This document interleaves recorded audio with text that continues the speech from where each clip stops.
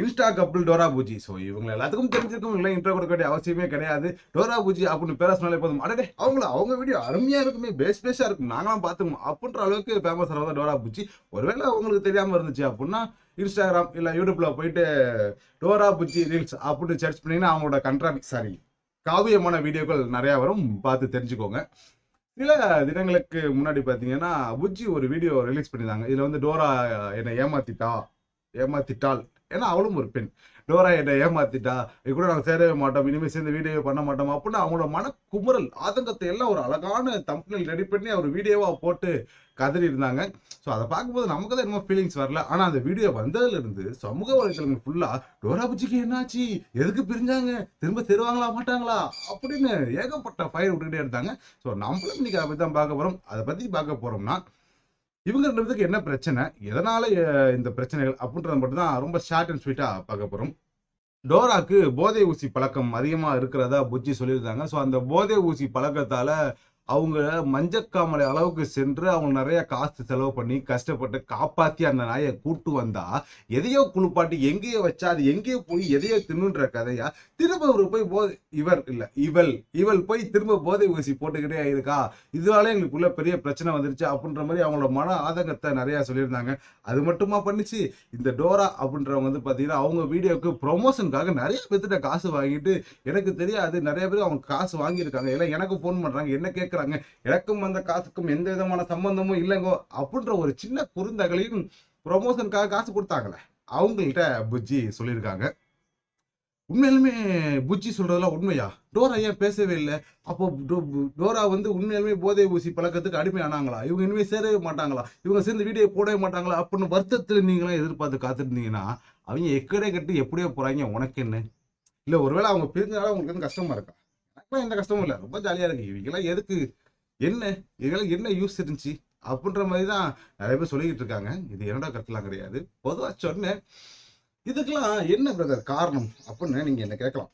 இதுக்கெல்லாம் என்ன காரணம், எதுக்காக இவங்கெல்லாம் இது மாதிரி சேர்றாங்க, திடீர்னு பிரிஞ்சு போயிடுறாங்க, நிறைய நடக்குது இல்ல, எதனால அப்படின்னு கேட்டீங்கன்னா இவங்க எவனுமே வயசுக்கு தகுந்த வேலையை செய்யறது இல்லைன்னு தாங்க நான் சொல்லுவேன். யாருங்க சொல்றீங்க அப்படின்னா 2K kids.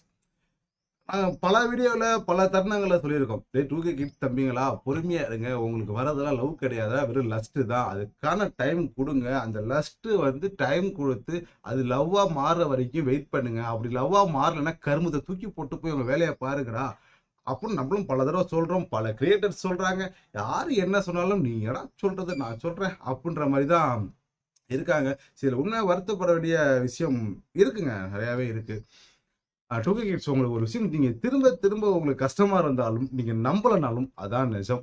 80s 90s kids மாதிரி அந்த காலகட்டத்தில் இருந்த காதலை இன்னொரு நூற்றாண்டு ஆனாலும் யாராலையும் திரும்ப கொண்டு வரவே முடியாது. அது வந்து பெருமைப்படுறதுக்காக சொல்லலைங்க. காதல் எப்படின்னா அது எப்படி இருக்கணும், அதோட அர்த்தம் என்னங்கிறத முழுமையா புரிஞ்சுக்கிட்டு லவ் பண்ணது யாருன்னா 80s kids plus 90s kids மட்டும் தான் சொல்லுவேன். அந்த காலகட்டத்தில் பார்த்தீங்க அப்படின்னா யாரையுமே கஷ்டப்படுத்த மாட்டாங்க, இவங்க காதலில் யாருக்கும் நஷ்டமாகாது. அந்த காதலில் கஷ்டப்பட்ட இவங்க ரெண்டு பேத்துக்குள்ளேயே தான் இருக்கும். இவங்க ரெண்டு பேருமே சரி பண்ணிக்குவாங்க. சரி பண்ண முடியல அப்படின்னா ரொம்ப சுமூகமாக சரியாக பிரிஞ்சு போயிடுவாங்க. மேக்ஸிமம் பிரிவுங்கிறது 90s எட்ஜ் காலத்தில் ஒரே ஒரு காரணத்தால் மட்டும்தான் பிரிஞ்சாங்க, அது ஃபேமிலி. அவங்க ஒத்து வர மாட்டாங்க, ஜாதி மதம் இந்த பிரச்சனையால மட்டும்தான் பிரிவு இருந்துச்சு. இவங்க ரெண்டு பேரும் முடிவு பண்ணி காதலிக்கிறாங்கன்னா அந்த காதலில் என்றைக்குமே பிரிவு வந்ததே கிடையாது. அதனால தான் 80s கிட்ஸ் 90s காதல் என்றைக்குமே ரொம்ப ஒரு காவியமாகவே பார்க்கப்படுது. ஆனால் இன்னைக்கு இருக்க உங்கள் 2K கிட்ஸ் காதலை எடுத்து பார்த்தோம்னா உங்களால் யாருக்கு கஷ்டம் நஷ்டம்லாம் பார்க்க முடியாது, உங்களால் யாருக்கெல்லாம் லாபம்னு வேணால் பார்க்கலாம். இந்த வாட்ஸ்அப்பு இன்ஸ்டாகிராமு யூடியூப் குறைங்க நல்லா சம்பாதிக்கிறாங்க. இந்த சிம் நெட்ஒர்க் வேற லெவலில் சம்பாதிக்கிறாங்க. மொபைல் விற்பனைலாம் ஓஹோன்னு இருக்கு. அதை விட முக்கியமா காரணம் விற்கிற கடைக்காரங்களாம் ஆஹா ஓஹோ அமோகமா வியாபாரம் பேஸா நடக்குதுன்ற அளவுக்கு சந்தோஷமா இருக்காங்க. ஆனா உண்மையாலுமே ஓயோ கம்பெனிக்காரன் நீ கோடீஸ்வரன் ஆனதுக்கு யாருக்கு நன்றி சொல்லணும் இல்லையோ உங்களுக்கு தாங்க நன்றி சொல்லணும். நீங்க இல்லைன்னா அவனால இவ்வளோ ஒரு ஒரு அவன் நினைச்சு பார்க்காத அளவுக்கு இவ்வளோ பெரிய வெற்றியா அந்த கம்பெனியை கொண்டு போயிருக்கவே முடியாது. ஓயோவோட வெற்றிக்கு முழுக்க முழுக்க 2K கிட்ஸ் மட்டுமே தான் காரணமா இருப்பாங்க. Right, okay. ஜோக்ஸ் அப்பார்ட்டுங்க, நான் உண்மையிலுமே நிறைய சீரியஸா ஒரு அட்வைஸா சொல்லலான்னு தான் அந்த வீடியோ மேக் பண்ணும்போது யோசித்தேன். ஆனா நம்ம ஏதாச்சும் அட்வைஸ் சொன்னோம்னு வச்சுக்கோங்களேன், கீழே வந்து ஒரு பெரிய ஆளு அட்வைஸ் பண்றாருன்னு நம்மளே திட்டுவாங்க. அது வேணான்னு தான் ஒரு மாரி ஃபன்னாவே கொண்டு போயிட்டோம். ஆனா இருந்தாலுமே ஆதங்கம் இருக்க தான் செய்யுது, கஷ்டம் இருக்க தான் செய்யுது. யாரு? டோரா புஜ்ஜி பிரிஞ்சதுக்கா? கிடையாதுங்க. 2K கிட்ஸ்ட்ட புரிதல் ரொம்ப கம்மியா இருக்குங்கிறதுக்கான ஒரு வருத்தம் தான். ஒரு சின்ன ஒரே ஒரு விஷயம் சொல்லிடுறேன். அதுக்கு முன்னாடி இந்த 2K கிட்ஸ் மத்தியில இருக்க காதலா இருக்கட்டும், காதல சார்ந்த புரிதலா இருக்கட்டும், இல்ல இந்த டோரா புஜ்ஜி விஷயமா இருக்கட்டும், இதெல்லாம் உங்களுக்கு என்ன கருத்து தோணுங்கிறத கீழ கமெண்ட்ல சொல்லிட்டு போங்க. கடைசியா ஒரே ஒரு விஷயம் மட்டும் சொல்லிட்டு இந்த வீடியோவ முடிச்சுக்கிறேங்க. தீவிரவாதத்தால ஒரு நாளைக்கு 20,000 பேர் உயிரிழக்கிறாங்க அப்படின்னா, இந்த காதலால ஒரு நாளைக்கு 38,000 பேர் வரைக்கும் சராசரியா உயிரிழக்கிறாங்கன்னு ரீசெண்டா ஒரு கருத்து கணிப்பு சொல்லுது இந்த உலகம் முழுவதும். காதல் தோல்வியால தற்கொலை பண்ணிக்கிற சில பேர், காதலை ஏத்துக்கல அப்படின்னு காதலியை கொல்ற, அல்லது காதலனை கொல்லக்கூடிய, நம்ம ஊர்ல கிடையாது, வெளிநாட்டுல இருக்கலாம், இல்ல ஃபாரின்ல இருக்கலாம், கொல்லக்கூடிய அப்படின்னு இந்த தற்கொலையாகவும் கொலையாகவும் காதல் காரணமாக மட்டுமே ஒரு நாளைக்கு சராசரியா 38,000 பேர் உயிரிழக்கிறாங்க. காதல்னா வாழ்றதுக்கு தானங்க. எதுக்குங்க சாவணும்?